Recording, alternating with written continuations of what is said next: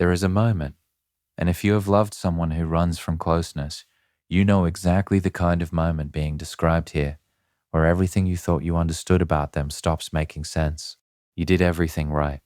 You gave them space. You didn't push. You stayed calm when they went cold. You swallowed your needs like they were something to be ashamed of. And still, they pulled back. Still, they disappeared into themselves like a door closing slowly in your face. And the worst part, you're not even angry. You're just confused.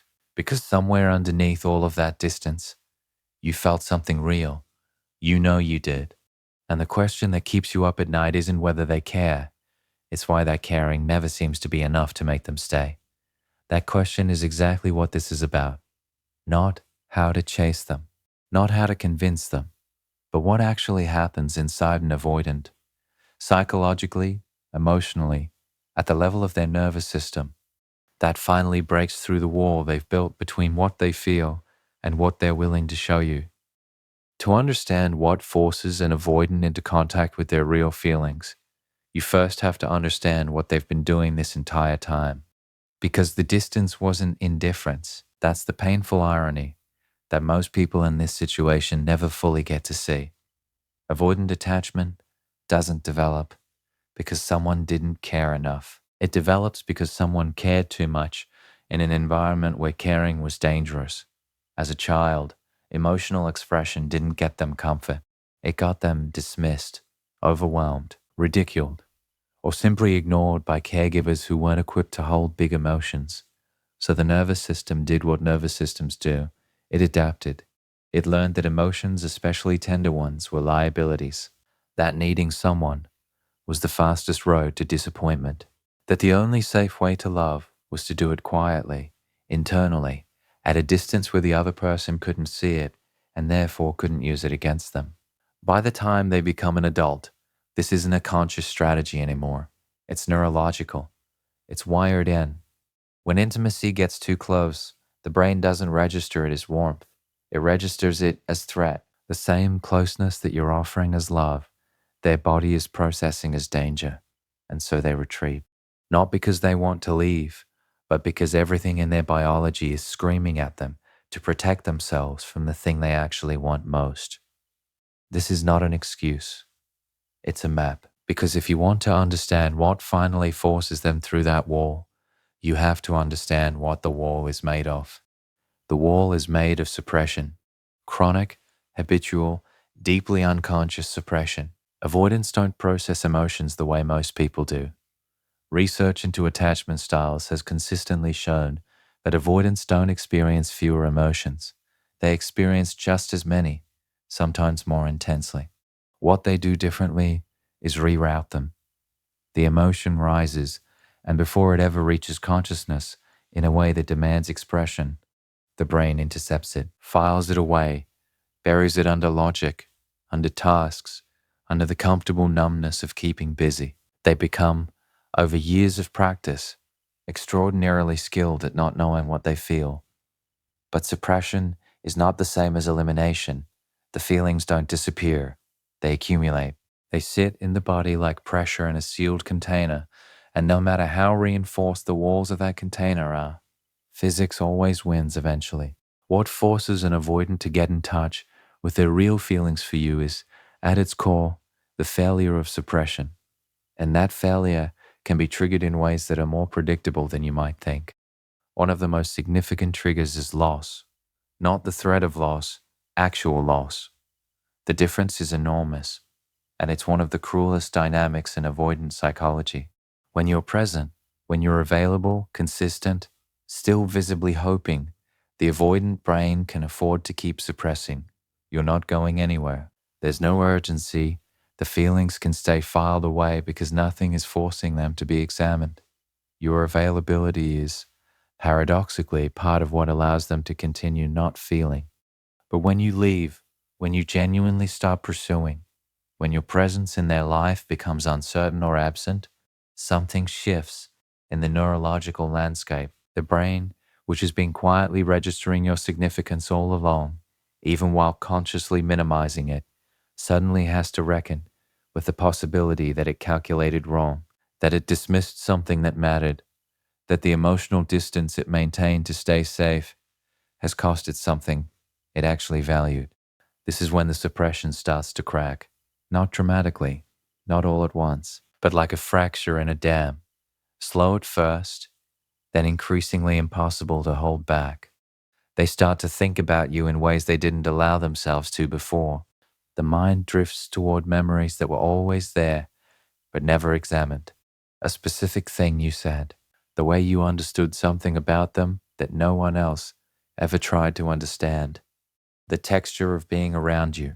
These thoughts arrive unbidden, and because they're no longer defending against your presence, the defenses against the feelings themselves begin to weaken.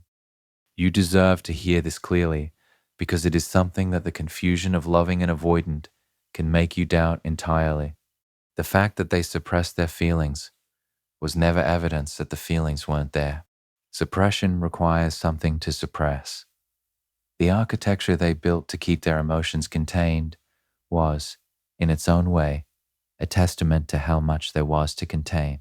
The grief that surfaces when an avoidant loses someone they genuinely connected with is often described in therapy as disproportionate, meaning it surprises even the avoidant themselves, because they had convinced themselves they were fine.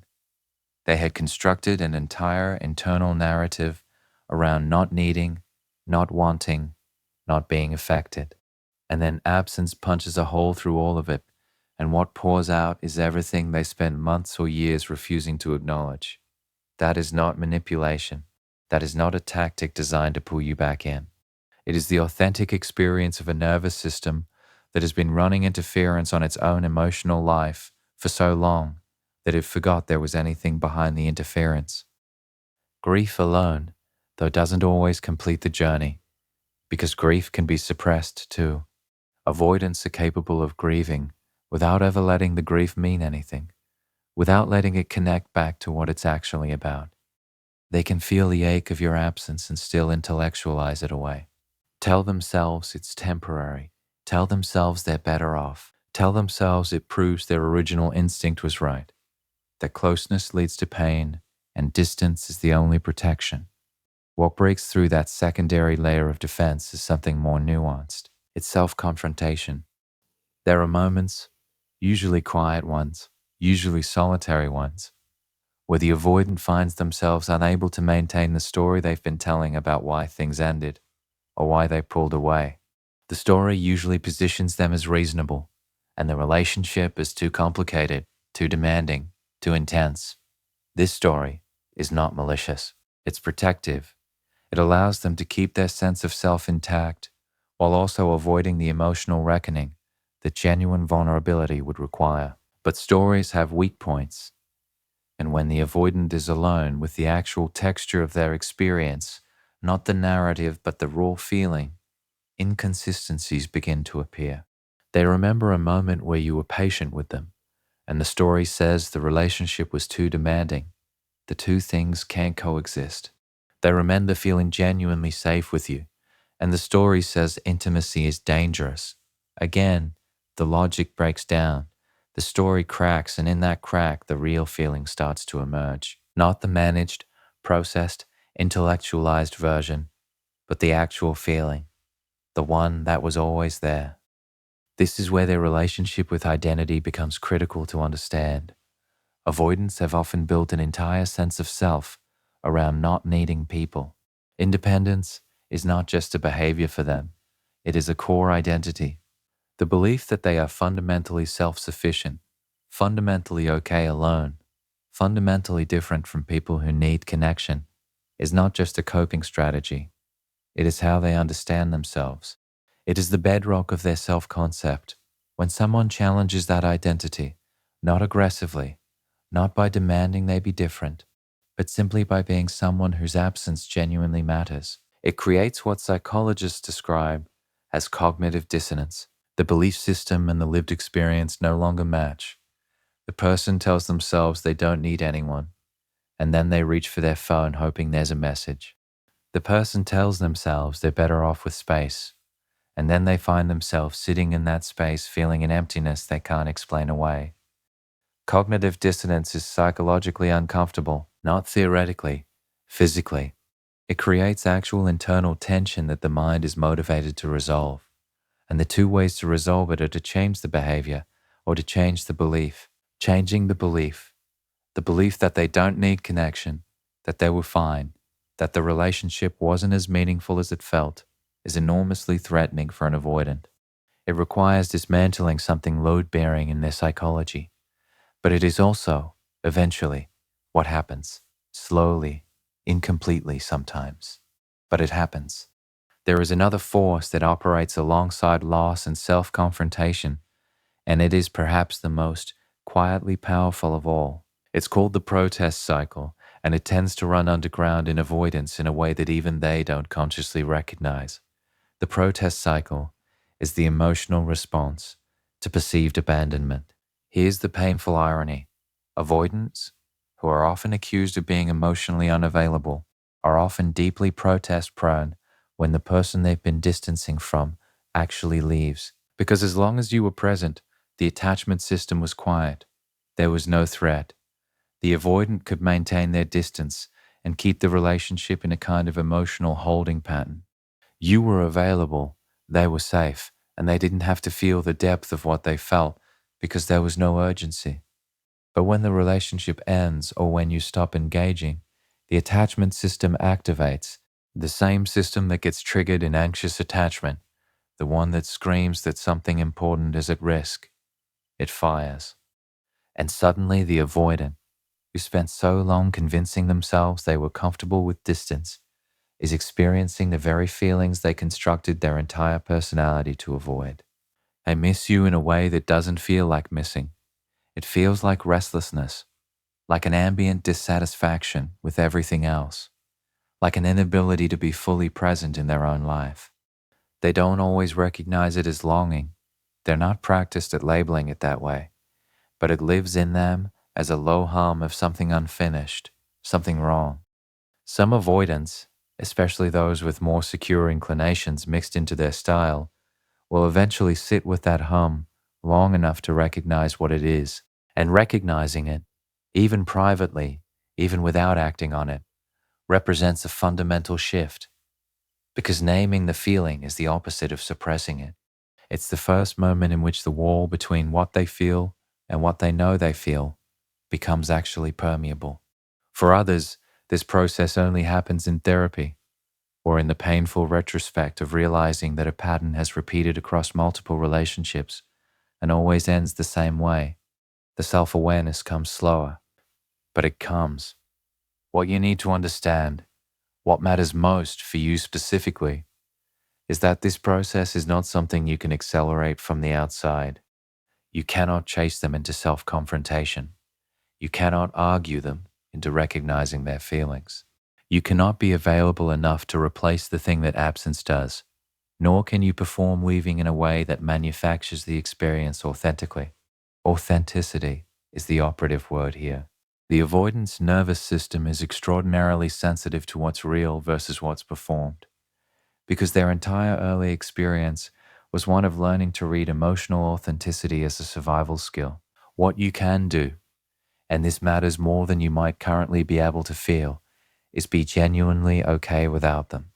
Not as a strategy, not as a tactic designed to trigger their protest cycle, but as an actual orientation toward your own life that makes you psychologically free, regardless of what they choose.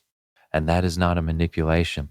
That is, in fact, the only real freedom available to you in this dynamic. Let's go deeper into what actually happens neurologically in the moments before an avoidant allows themselves to feel. The brain's threat detection system, the amygdala, has been conditioned, in avoidance, to associate emotional vulnerability with danger. This is not a metaphor. It is a physical wiring that happened during formative years, when intimacy was met with punishment, inconsistency, or dismissal in childhood. The brain encoded those experiences as warnings. Vulnerability became correlated with threat. The body learned to produce a stress response in anticipation of emotional exposure. This is why avoidants often describe feeling suffocated in relationships, even when the other person has done nothing suffocating. The feeling is being generated internally not by the actual situation. The nervous system is reacting to intimacy the way it learned to react to danger, with the same cortisol, the same urge to flee, the same narrowing of perception that happens in actual threat states. Healing, for an avoidant, requires what's called neurological reconditioning, which is a clinical way of saying that the brain has to have enough experiences of vulnerability being safe before it starts to stop treating it as a threat. This is gradual. It often requires a therapeutic relationship, though not always. Sometimes it happens through repeated patient experience with a genuinely secure partner. Sometimes it happens through solitary periods of reflection following loss. But here is the thing about reconditioning. It requires the stimulus. You cannot recondition a fear response by permanently avoiding the thing that triggers it. Avoidance reduces short-term anxiety, but strengthens long-term fear. Every time the avoidant distances themselves from intimacy, they reinforce the neurological pathway that says intimacy is dangerous. Every time they stay, even briefly, even imperfectly, they begin to build an alternative pathway. This is why, for some avoidants, the person who finally gets through is not the person who was most patient. It's the person they were the most afraid of, the one whose significance they could not manage down to comfortable size, the one who somehow, despite all the distancing, remained real to them. There is a psychological concept known as approach-avoidance conflict. It describes the internal experience of being simultaneously drawn toward and repelled by the same thing. For avoidance in relationships, this is the constant internal state. They want closeness, and they fear closeness. They're drawn to the person and threatened by how much they're drawn to them. The desire and the defense are operating at the same time, pulling in opposite directions. What feels like hot and cold behavior, the reaching out followed by disappearing, the warmth followed by sudden distance, is the outward expression of that internal conflict. It isn't cruelty. It isn't games. It is a person who genuinely doesn't know how to reconcile what they want with what their nervous system is telling them is safe. The resolution of that conflict, when it happens, tends to come from the approach side winning, not because the fear disappears, but because the pull becomes stronger than the fear. This typically requires two things: a prolonged absence that increases the pull, and enough personal growth or self-awareness that the fear begins to be recognized for what it is, rather than taken at face value. Personal growth in an avoidant is rarely motivated by discomfort alone. Discomfort they are expert at managing. What tends to motivate growth is the recognition of a pattern. The second or third time a meaningful relationship ends the same way, with them having withdrawn, with the other person having left, with the same empty silence in the aftermath. Something cognitive shifts. The mind, which had been attributing relational outcomes to the situation, begins to suspect the self. That shift in attribution is seismic for an avoidant, because as long as the problem was external, the relationship was too demanding, the timing was wrong, the other person wanted too much, the self was intact, safe, not the source of the issue. But when the pattern becomes undeniable, the attribution has to move inward. And moving inward is exactly the direction avoidants spend most of their emotional lives avoiding. When it happens, though, when the avoidant genuinely turns toward themselves and asks what they are actually afraid of, what they are actually protecting, what they have actually lost, the answer is almost never as terrifying as the avoiding made it seem. The feelings that pour out are not overwhelming in the way the nervous system promised they would be. They are simply human: grief, longing, the desire to be known by someone, the fear of being truly seen and found to be inadequate. These are not extraordinary feelings. They are the most ordinary feelings in the world. But for the avoidant, encountering them for the first time in a genuinely felt way, rather than an intellectually acknowledged way, can be genuinely transformative. Here is where it gets complicated. And you need to hear this because it's the part that most people in your position don't anticipate. When an avoidant finally gets in touch with their real feelings, when the wall comes down, even partially, even temporarily, their first response is rarely to come to you. Their first response is almost always internal. It's private. It's the quiet, often tearful, often physically uncomfortable experience of feeling something they have been numbing for a very long time.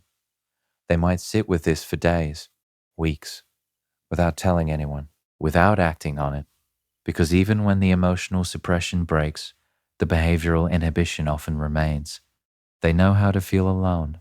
They don't yet know how to feel in the direction of another person. Moving from private emotional experience to relational expression requires a second act of courage that the first act doesn't automatically supply. Some avoidants move through this stage and reach out. Some circle back repeatedly without ever quite completing the circuit.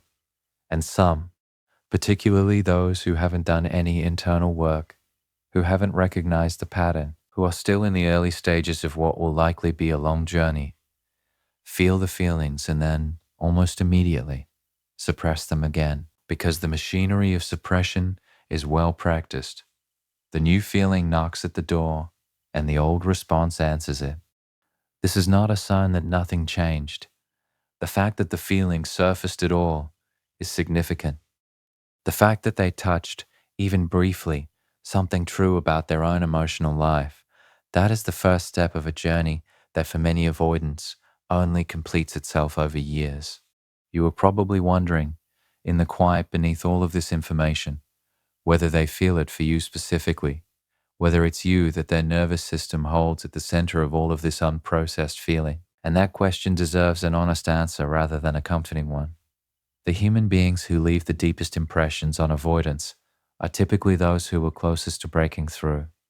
Not those who were loudest, not those who pushed hardest, but those who were genuine enough, consistent enough, patient enough, and perhaps threatening enough in the best possible way to get underneath the surface management and touch something real. If you were that person, you will have left a mark that doesn't fade in the way ordinary experiences fade, not because of anything mystical, because the brain encodes significance, and what the avoidant brain encodes most deeply is precisely what it tried hardest to suppress. There is a particular kind of memory that avoidants carry, not nostalgic exactly, and not simply sad. It's the memory of the feeling they didn't let themselves fully have, the meeting between what was offered and what they couldn't yet receive. These memories are, neurologically, unfinished business. The brain returns to unfinished things, repeatedly, at inconvenient times, and each return is another opportunity for the suppressed feeling to rise. It's worth understanding how the avoidance relationship with time differs from most people's, because it explains something that is often deeply baffling to those on the outside of this dynamic. For most people, emotions and their expression happen in relatively close proximity to each other. You feel something, and relatively quickly, that feeling moves toward expression, toward words, toward connection, toward some form of outward acknowledgement. The gap between feeling and expression might be hours, or a day, maybe a few days for particularly difficult emotions. For avoidance, that gap can be enormous. Months, sometimes longer. The feeling that was present in the relationship, the real, genuine feeling, might not surface into their conscious experience until long after the relationship has ended. Not because it wasn't there, but because the suppression was so effective that it genuinely took time to erode. This is deeply inconvenient for everyone involved, including the avoidant, because by the time they are finally in touch with what they felt, what they feel, the context has often changed dramatically. You may have moved on. You may have rebuilt your life in ways that no longer leave room for them. You may have healed from the confusion and the grief, to a point where reopening it would cost you more than it gave you. None of that cancels the validity of what they eventually reached, but it is a consequence of the delay, and it is, in some ways, the most poignant aspect of avoidant psychology. Not that they don't feel, but that they feel so consistently out of time. What you're navigating right now, the uncertainty, the trying to read meaning into distance, the cycling between anger and compassion, between wanting to reach out and knowing you shouldn't, is one of the most emotionally taxing positions a person can be in, because it combines two of the most difficult human experiences simultaneously. The first is loss. The second is ambiguity. And ambiguity psychologically is often harder to metabolize than even clear, definitive loss. The mind can process what it knows. What it cannot process easily is a question that has no current answer. If you've been living in that ambiguity, the toll is real. It's not weakness that it hurts. It's not neediness that you still think about. The desire to understand, to make sense of someone whose behavior contradicted what you sensed they felt, that is a deeply human response to a genuinely confusing situation. What you're actually craving is not necessarily them back. What you're craving is coherence, the story that makes sense of what happened, the knowledge that what you felt between you was real, even if it wasn't enough to survive the weight of their defenses. That coherence is available to you, not through them, but through understanding. And the understanding is this: real attraction, real connection, real emotional significance. These things register in avoidance even when they cannot express them, even when they actively move away from them. The pull you felt was not imaginary. The moments of genuine closeness were not performance. The warmth was real, even when the retreat that followed it was equally real. The tragedy of avoidant attachment, because that is what it is, a genuine tragedy, not a character flaw, but a tragedy of timing and nervous system wiring, is that the feeling and the capacity to act on the feeling are not yet aligned. They may never fully align without significant work, and that work is theirs to do or not do, on their timeline, in their own interior. You cannot do it for them. You could not have done it for them. All of the patience, all of the love, all of the understanding you brought to this connection could not have accelerated a process that is fundamentally about their relationship with themselves. When an avoidant does finally confront their real feelings, fully, without immediately reburying them, the experience they report is often described in almost physical terms: a release, a dropping of something heavy, the sensation of having been at war with themselves for a very long time, and finally, tentatively, laying down the weapons. That moment of contact with their own emotional truth doesn't always look like what you might imagine. It doesn't always arrive with clarity or with the language of feeling. Sometimes it arrives as exhaustion, the exhaustion of maintaining distance, of managing every interaction to avoid genuine exposure, of running the constant background calculation of how close is too close and how much to show and what to keep hidden. The maintenance of emotional unavailability is genuinely physically draining. The nervous system expends significant resources keeping the suppression architecture operational. When it finally starts to fail, when the avoidance stops actively rebuilding the wall every time a feeling threatens it, what follows is sometimes simply stillness, a kind of unexpected quiet in a mind that has been at war with itself for so long. And in that stillness, the feelings that were always there become audible, not as noise, not as overwhelm, but as signal, clear, human, recognizable signal. This is grief. This is longing. This is the face of a specific person that I pushed away because I didn't know how to hold them close without being afraid. The question of whether they will act on those feelings, whether they will reach out, whether they will grow, whether the breakthrough translates into changed behavior, is genuinely unanswerable in any universal way. Some do. Some, having touched the feeling once, find it unbearable to lose again and begin the hard work of learning a different way to attach. Some find therapists. Some have the breakthrough alone and slowly, over subsequent relationships, become capable of more.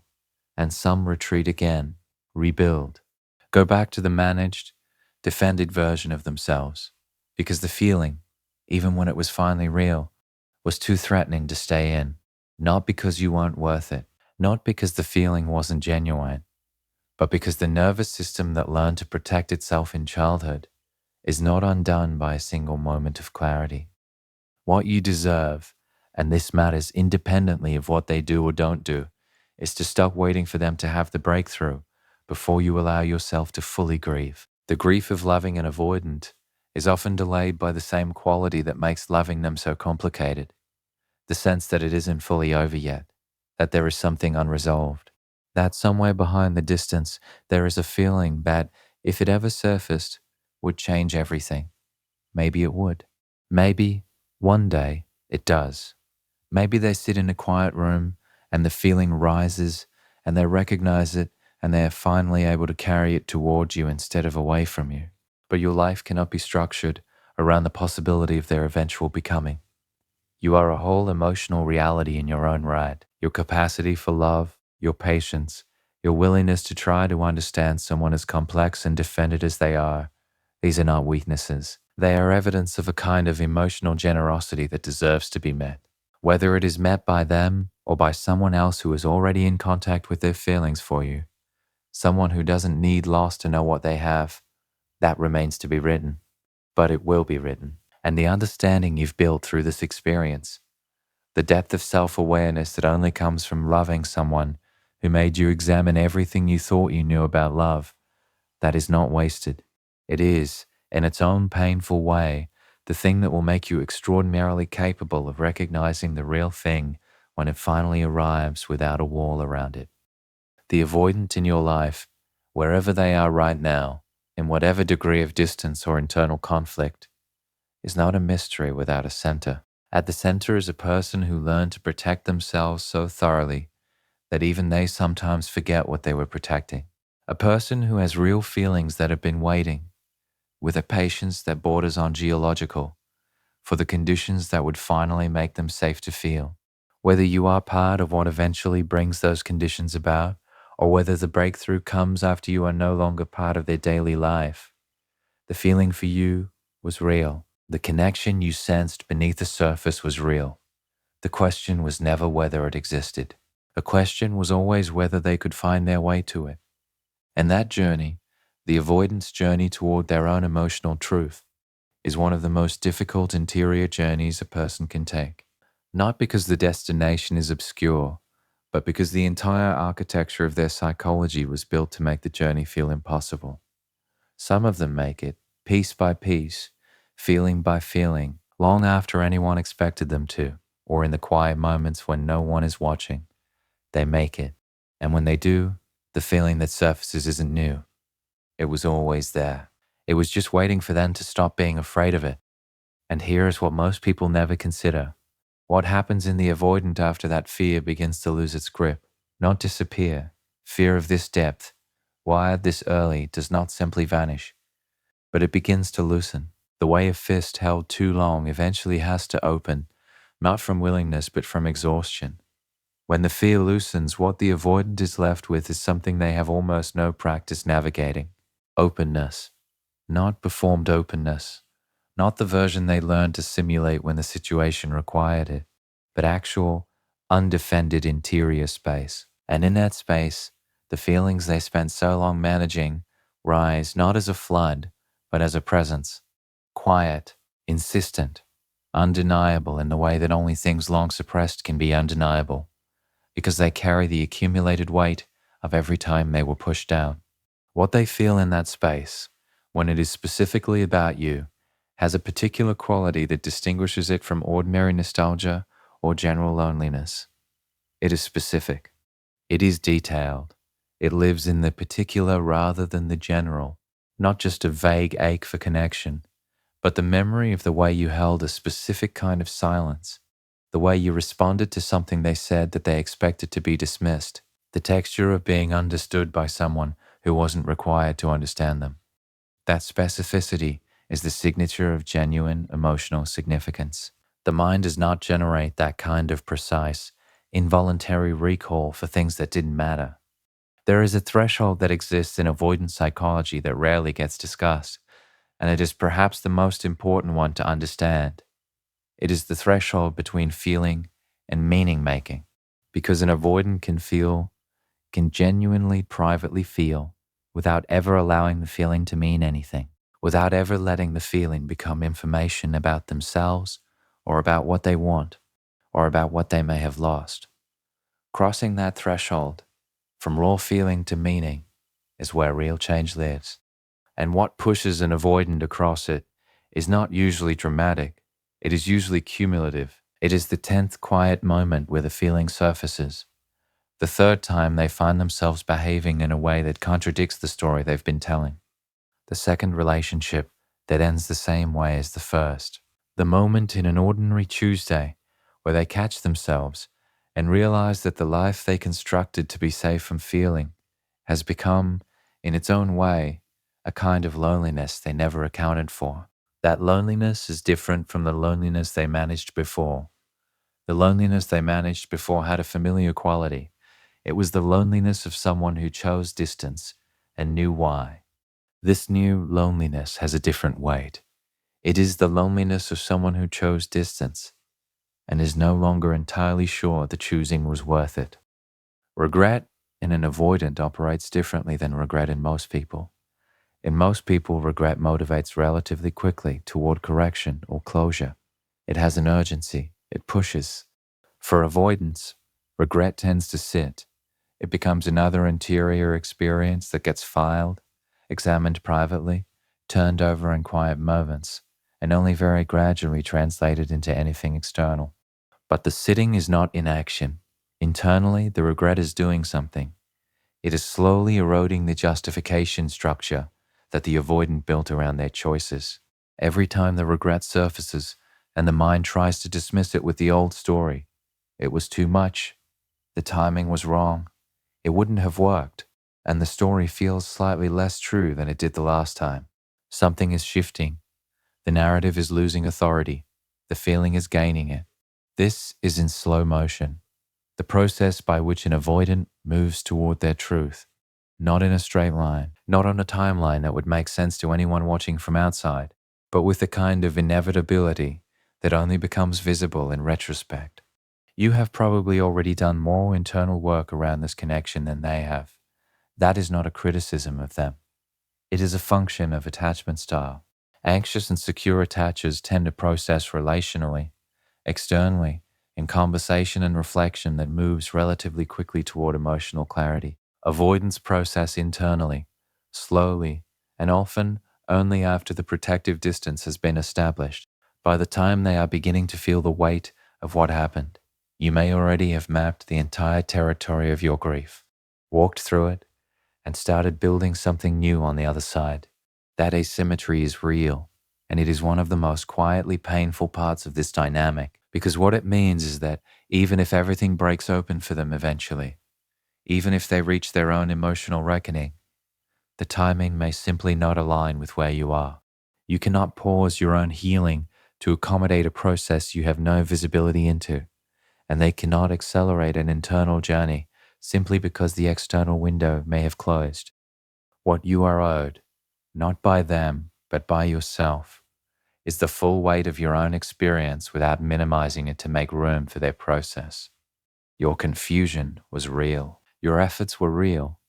The love you brought, in whatever form it took, was real. And the disorientation of having that love meet a wall rather than a welcome, that deserves to be grieved fully, not held in a kind of emotional suspension while you wait to see whether the wall eventually comes down. Grief, when it is fully felt rather than managed around, does something remarkable. It completes. Not immediately, not without resistance, but it moves through. And on the other side of that completion is not emptiness, but clarity. The kind of clarity that finally lets you see the connection for what it was. Genuinely meaningful, genuinely limited, and genuinely finished, regardless of what may or may not still be alive in them. That clarity is yours. It does not require their participation. It does not require a conversation or a confession or an explanation that finally makes sense of all the distance. It requires only your willingness to let the experience be exactly what it was, without needing it to become something else in order to be worth having felt. Because it was worth it, even this. Even the confusion and the waiting and the quiet devastation of loving someone who could not yet love you back in the way you needed. It was worth it because it showed you the depth of your own capacity.